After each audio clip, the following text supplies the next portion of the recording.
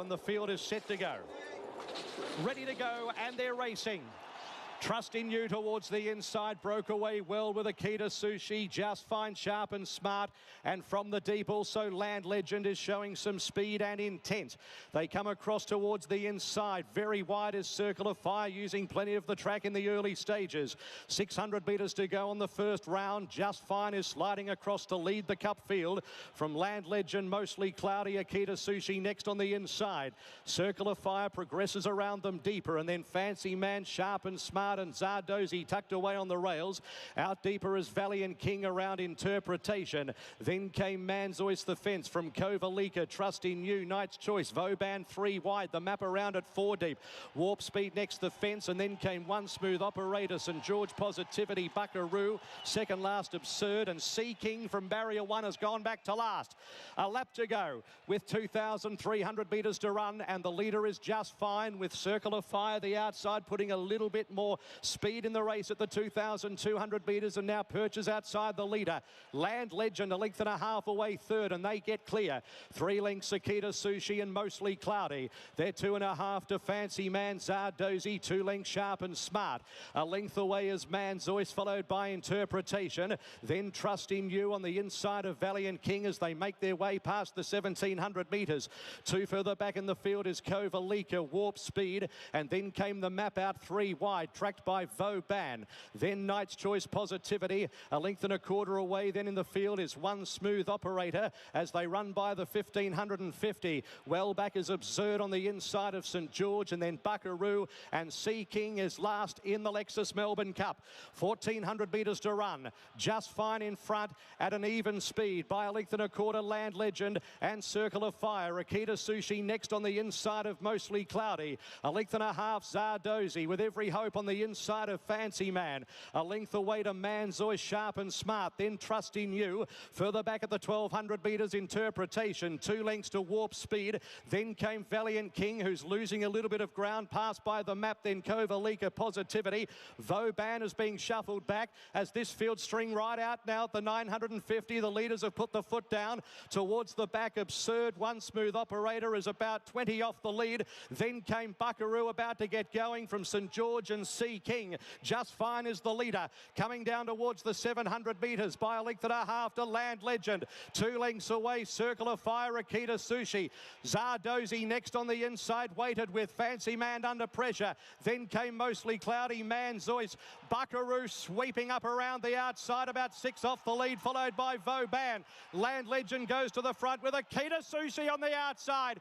Then Zardozi, back behind those Circle of Fire, Fancy Man, and from a long way back, Buckaroo. It's Akita Sushi. Zardozi a length away on the inside, wearing it down. Akita Sushi grabbed by Zardozi. Knight's Choice is coming through at any old price, and Warp Speed as well. Zardozi grabbed by Knight's Choice, and Warp Speed coming at it. Knight's Choice, Warp Speed, they hit the line. It's a photo finish. Knight's Choice, I reckon's one from Warp Speed in a photo. What a magnificent finish to the Cup. Zardozi in a photo for third with Akita Sushi. Absurd. Then Circle of Fire next to finish in the race. Land Legend, Fancy Man, Sharp and Smart, Kovalika. Sea King, Positivity, Trust in You, Manzois, One Smooth Operator.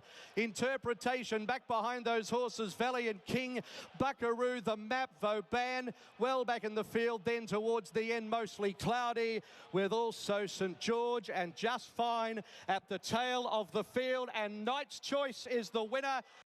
Choice is the winner. Robbie Dolan for John Simons and Sheila Laxon. From J-Mac, this is a life changer for Robbie Dolan, and he's with Billy Slater. I'm with Melbourne Cup jockey Robbie Dolan. How's that sound? Wow, pinch me, I think I'm dreaming. This is your first winner in the Melbourne Cup Carnival, and just happens to be the biggest race in our calendar. It's incredible. I can't believe it. I don't even know what to say. What about the run? You just put this horse to sleep, and you had the final crack at it. It was a genuine run to 3,200. I watched every Melbourne Cup for the last 40 years the other night, and I just thought my best chance is if I get him to stay the trip, and hopefully he can rattle home and quicken up them good sectionals that he can do on a good track. And he just proved everybody wrong. Robbie, you're keeping it together pretty well for your first Melbourne Cup. You've been in Australia for 8 years from Ireland. You made the journey over here. This must have been a dream. I can't even put into words. This is the biggest race in the world. And to win it, it's just incredible. Christine, our little baby, Maisie. My dad flew over from Ireland, and now you got me in tears. Thank you, Brent. John Simons and Sheila Laxon have trained the Melbourne Cup winner of 2024 with Knight's Choice. John, there's so many reasons this shouldn't happen. Pedigree, lead up, numerous reasons to say no. Why did it happen? Well, the lead-ups all was skew whiff because he's a duffer. He went to Kilcoy in a maiden and got beat on a wet track. And running him in those Group 1 races against the best horses in the country on wet tracks, well, he was going to run like he did. But if we didn't run, we weren't going to be winning the Melbourne Cup. So we had to go around. We had to chance our hand that we were going to get into the Cup because we were a fair way down to start with. And so we've won the Melbourne Cup. How long's the plan been in place? And then in regards to how you've executed things, that's his 10th run since May, I imagine, for you and Sheila. One thing you wanted to be sure and certain of was that you were presenting a fit horse today. Absolutely, and what can I say? Sheila come and ask if we could be at Macedon Lodge. We've got to thank Mark Player, and I haven't met the owner, but Bruce Dixon for letting us stay there. Everyone knows the success going back 20 odd years that we had from there, Blue Diamonds, 1,000 Guineas, Caulfield Melbourne Cups. We just love the place out there and we know how to use it. You put your faith in Robbie Dolan, who's been part of the lead up through both the Queensland Winter and the most recent runs down here. You're always prepared to stick fat with him and put your faith in him, even though that's just his third ride at Flemington? Absolutely. Look, they all ride a bad race. It wasn't his fault at Bendigo the other day. I thought he was a good thing beat at Bendigo the other day when he ran 5th, and everyone was tipping the winner, and I thought, well, if he's the winner, we can beat him. So, it's all history now. We've won the Melbourne Cup. As individuals, you've had incredible training careers and you've had some special times both on these bricks and in this city, but to comprehend what you've just been able to execute, how do you reflect on that in the immediacy?